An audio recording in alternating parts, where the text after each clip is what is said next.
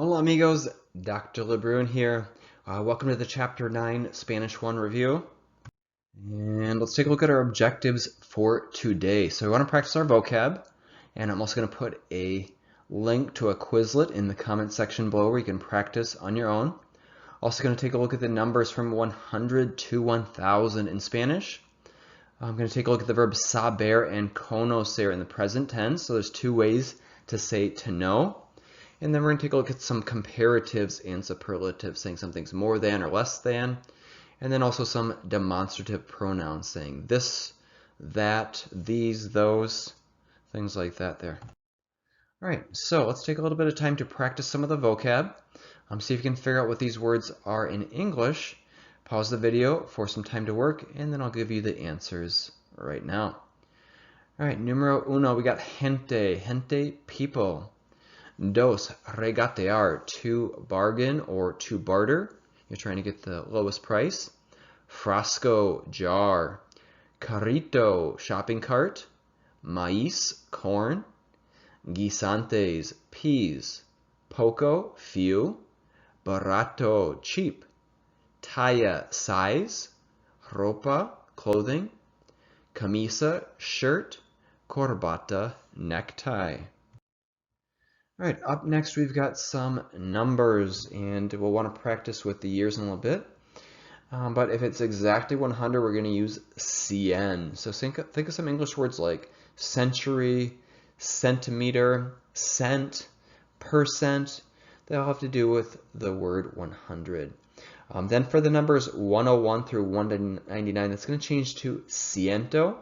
And then you're just going to start counting like you learned at the beginning of Spanish. So ciento uno, ciento dos, ciento tres, and so on and so forth. Then notice for the other numbers, they're all a contraction, and it's one long word here. So 200, doscientos, trescientos, cuatrocientos. Notice 500 is pretty irregular. It's not cinco, but it's quinientos. Think back to 15 when that was quince. You might also think if there's five babies born at the same time, that they are quintuplets. Or if there's 5 musicians or instruments, that's called a quintet. Okay, then on to seis cientos. Okay, 700 slightly irregular. It's sete cientos, not siete. 800 regular, ochocientos, and then 900 a little bit irregular again. It's novecientos and not nueve. And then 1000, notice that in Spanish we're going to use a period instead of a comma, but it's mil. And again, think of words like millennium, millimeter, millipede. They all have something to do with 1000.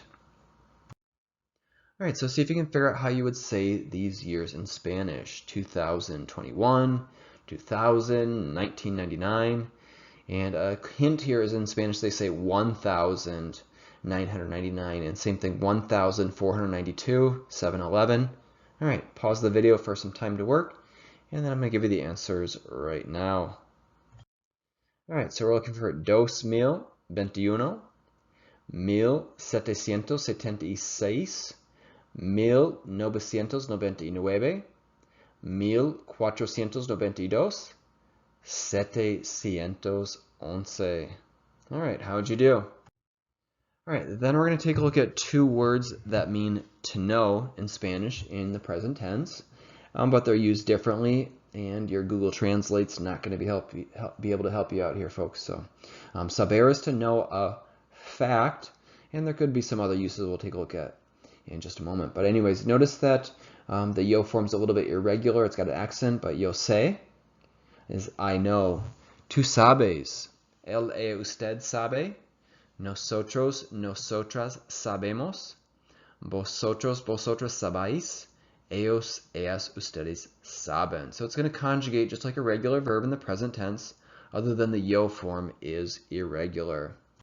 All right, how about conocer? More means to be familiar with, but in English we just say I know, do you know? And then again, notice it's going to conjugate like a regular verb in the present tense for an ER, except the yo form is slightly irregular with that extra Z there to keep the Z, K sound. Let's take a look here. Yo conozco. I know, I'm familiar with. Tú conoces, él, ella, usted conoce. Nosotros, nosotras conocemos. Vosotros, vosotras conocéis. Ellos, ellas, ustedes conocen. All right, well, let's take a look at these a little bit more in depth with some examples on how they can be used in a Spanish sentence, and then what does it mean in English. So, no lo sé, I don't know, or I don't know it. Ella sabe leer, she knows how to read. So if we're talking about knowing how to do a skill, and the second verb's not conjugated, we're going to use saber with that one. All right, nosotros conocemos a él. We know him, as in we're familiar with him. And notice how we're using that personal a to indicate who's receiving the action of the verb. And ellos conocen la ciudad. They know the city, as in they're familiar with the city. They know their way around. All right, how about you give it a try here? Saber, conocer. They're all in the yo form, but basically what you need to figure out here, which one are you going to use? Is it yo sé or is it yo conozco? So I want to say I know his phone number or her phone number. I know her. I know who she is. I know how to ice skate, or I know how to skate. And I know Latin music. All right, pause the video for some time to work and think. And we're going to take a look at the answers with some explanations right now.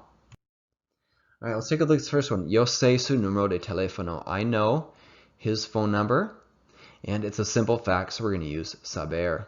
Next one, yo conozco a ella. I'm familiar with her. Next one is more of a simple fact. I know who she is. Yo sé quién es ella. Next one, it's a skill. And notice the second verb is not conjugated, so that's an indication that we're going to use saber. Yo sé patinar. I know how to skate. And the last one, yo conozco la música latina. I'm familiar with Latin music. It's something that's more in depth, much more in depth than a simple fact. All right, let's take a look at some of our comparatives and our superlatives. So, más que is more than, menos que less than, el mejor the best, el peor the worst, and el más is the most, and then el menos would be the least. All right, so see if you can use those in a sentence. So I want to say, I am more intelligent than you are.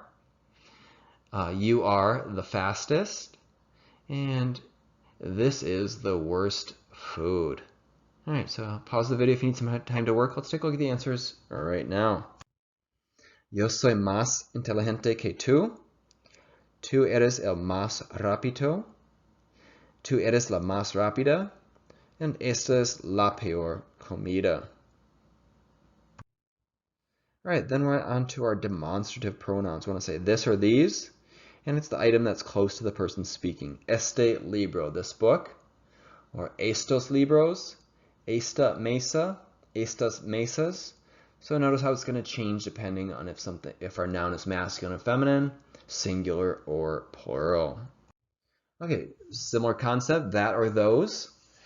It's about the item that's close to the person I'm talking to. So ese libro, that book, and esos libros, esa mesa, and esas mesas. Again, it's dependent on the gender and the singular or plural of the item, of the noun that we're describing.